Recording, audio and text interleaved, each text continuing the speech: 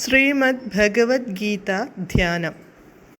നാരായണം നമസ്കൃത്യ നരം ചൈവ നരോത്തമം ദേവീം സരസ്വതീം വ്യാസം തതോ ജയമുദീരയേത്. നഷ്ടപ്രായേഷു ഭദ്രേഷു നിത്യം ഭാഗവത സേവയാ ഭഗവതേ ഉത്തമശ്ലോകേ ഭക്തിർഭവതി നൈഷ്ടകീ.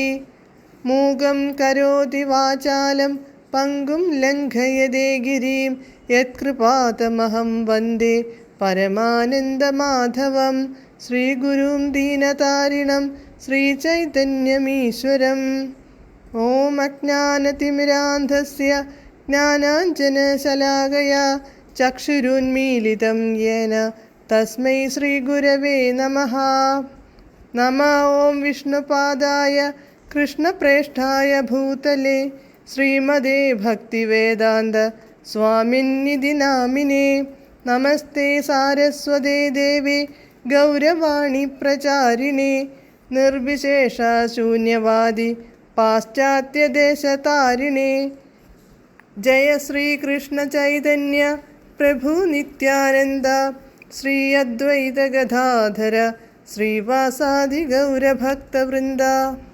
ഹരേ കൃഷ്ണ കൃഷ്ണ കൃഷ്ണ ഹരേ ഹരേ, ഹരേ രാമ രാമ രാമ ഹരേ ഹരേ. ഹരേ കൃഷ്ണ കൃഷ്ണ കൃഷ്ണ ഹരേ ഹരേ, ഹരേ രാമ രാമ രാമ ഹരേ ഹരേ. ഹരേ കൃഷ്ണ കൃഷ്ണ ഹരേ ഹരേ, ഹരേ രാമ രാമ ഹരേ ഹരേ. ഭഗവത്ഗീത യഥാരൂപം. അധ്യായം 4. അതീന്ദ്രിയജ്ഞാനം. ശ്ലോകം 29, പേജ് നമ്പർ 271. അപാനേ ജുഹ്വതി പ്രാണം പ്രാണേ പാനം തഥാ പരേ പ്രാണാപാനഗതിരുദ്ധ്വാ പ്രാണായാമപരായണാഃ അപരേ നിയതാഹാരാഃ പ്രാണാൻ പ്രാണേഷു ജുഹ്വതി. പദാനുപദം. അപരേ മറ്റുള്ളവർ, പ്രാണായാമപരായണാഃ പ്രാണായാമപരായണന്മാർ, പ്രാണാപാനഗതിഃ പുറത്തേക്കും അകത്തേക്കും പോകുന്ന വായുവിൻ്റെ ഗതികളെ, രുദ്ധ്വാ നിയന്ത്രിച്ചിട്ട്, അപാനേ താഴോട്ട് പോകുന്ന വായുവിൽ, പ്രാണം പുറത്തോട്ട് പോകുന്ന വായുവിനെ, ജുഹ്വതി ഹോമിക്കുന്ന, തഥാ അപ്രകാരം, പ്രാണേ പുറത്തേക്ക് പോകുന്ന വായുവിൽ, അപാനം ച അപാനനെയും, ജുഹ്വതി ഹോമിക്കുന്നു, അപരേ വേറെ ചിലർ, നിയതാഹാരാഃ നിയതാഹാരന്മാരായിട്ട്, നിയന്ത്രിതമായ ആഹാരത്തോട് കൂടിയവരായിട്ട്, പ്രാണാൻ പ്രാണങ്ങളെ, പുറത്തേക്ക് പോകുന്ന വായുവിനെ, പ്രാണേഷു പ്രാണങ്ങളിൽ, ജുഹ്വതി ഹോമിക്കുന്നു. വിവർത്തനം. ശ്വാസചലനത്തെ ഉച്ഛ്വാസത്തിലും ഉച്ഛ്വാസചലനത്തെ ശ്വാസത്തിലും അർപ്പിച്ചുകൊണ്ട് ശ്വാസനിരോധം ചെയ്ത് സമാധിയിൽ വർത്തിക്കുവാൻ താൽപ്പര്യമുള്ള മറ്റു ചിലരുണ്ട്. ഇപ്രകാരം അവർ ശ്വാസത്തെ പൂർണ്ണമായി നിർത്തി അവസാനം സമാധിസ്ഥരാകുന്നു. മറ്റു ചിലർ ആഹാരനിരോധത്താൽ ഉച്ഛ്വാസത്തെ അതിൽ തന്നെ ഹോമിക്കുന്നു. ഭാവാർത്ഥം. ശ്വാസോച്ഛ്വാസ നിയന്ത്രണത്തിനായുള്ള ഈ യോഗപ്രക്രിയ പ്രാണായാമമെന്നറിയപ്പെടുന്നു. ആരംഭത്തിൽ ഹഠയോഗ പദ്ധതി പ്രകാരം വ്യത്യസ്തങ്ങളായ ആസനങ്ങൾ അവലംബിച്ചുകൊണ്ടാണ് ഇത് ശീലിക്കുന്നത്. ആത്മസാക്ഷാത്കാര പുരോഗതിക്ക് വേണ്ടിയും ഇന്ദ്രിയ സംയമനത്തിനായും വേണ്ടി നിർദ്ദേശിക്കപ്പെട്ടതാണ് ഈ പ്രക്രിയകളെല്ലാം. ശരീരത്തിലുള്ള വായുവിനെ നിയന്ത്രിച്ച് തിരിച്ചുവിടുന്നതിന് ഈ പരിശീലനം സഹായിക്കുന്നു. അപാനവായു താഴോട്ടു പോകുന്നതും പ്രാണവായു മേലോട്ടുയരുന്നതുമാണ്. പ്രാണായാമയോഗി എതിർദിശകളിൽ ശ്വാസത്തെ സഞ്ചരിപ്പിക്കുന്നു. രണ്ട് പ്രവാഹങ്ങളും തുല്യമായി പൂരകമെന്ന സ്ഥിതി കൈവരിക്കുന്നതുവരെ അത് തുടരുകയും ചെയ്യുന്നു.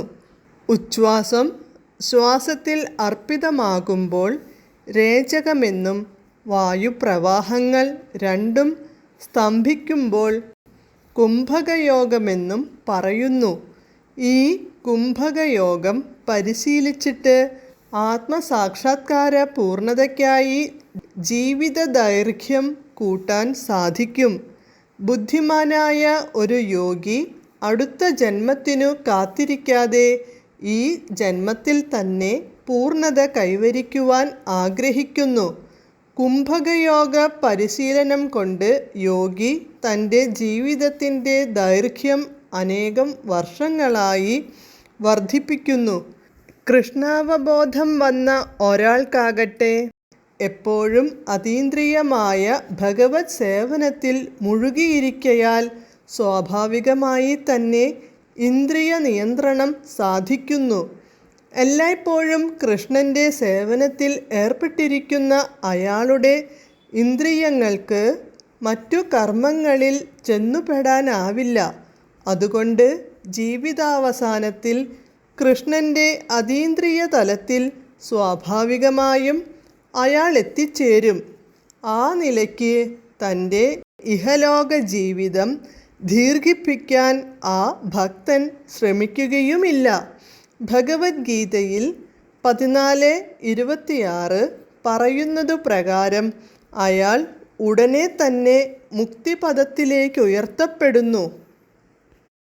മാം ചയോ വ്യഭിചാരേണ ഭക്തിയോഗേന സേവതേ സഗുണാൻ സമതീത്യൈതാൻ ബ്രഹ്മഭൂയായ കൽപ്പതേ. ഭഗവാന്റെ കലർപ്പില്ലാത്ത ഭക്തിയുത സേവനത്തിൽ ഏർപ്പെടുന്ന ഒരാൾ പ്രകൃതിയുടെ ത്രിഗുണങ്ങളെ അതിക്രമിച്ച് ക്ഷണേന ആത്മീയ തലത്തിലേക്കുയർത്തപ്പെടുന്നു. കൃഷ്ണാവബോധവാനായ വ്യക്തിയുടെ തുടക്കം തന്നെ അതീന്ദ്രിയതയിൽ നിന്നാണ്. അയാൾ എപ്പോഴും ആ അവബോധത്തിൽ തന്നെ നിലകൊള്ളുകയും ചെയ്യുന്നു. അതുകൊണ്ട് പതനത്തിൻ്റെ പ്രശ്നമില്ല. അവസാനം അയാൾക്ക് അചിരേണ ഭഗവത് സന്നിധി പൂകുകയും ചെയ്യാം. കൃഷ്ണപ്രസാദം അഥവാ ഭഗവാന് ആദ്യം നിവേദിച്ച ആഹാരം മാത്രം ഭക്ഷിക്കുന്നത് കൊണ്ട് ആഹാര നിയന്ത്രണത്തിൻ്റെ ഫലം താനേ സിദ്ധിക്കുന്നു. ആഹാരം ചുരുക്കുന്നത് ഇന്ദ്രിയ സംയമനത്തിന് വളരെ സഹായകമത്രേ. ഭൗതിക ബന്ധങ്ങളിൽ നിന്നുള്ള മോചനം ഇന്ദ്രിയ സംയമനമില്ലാതെ സാധ്യവുമല്ല. ഹരേ കൃഷ്ണ.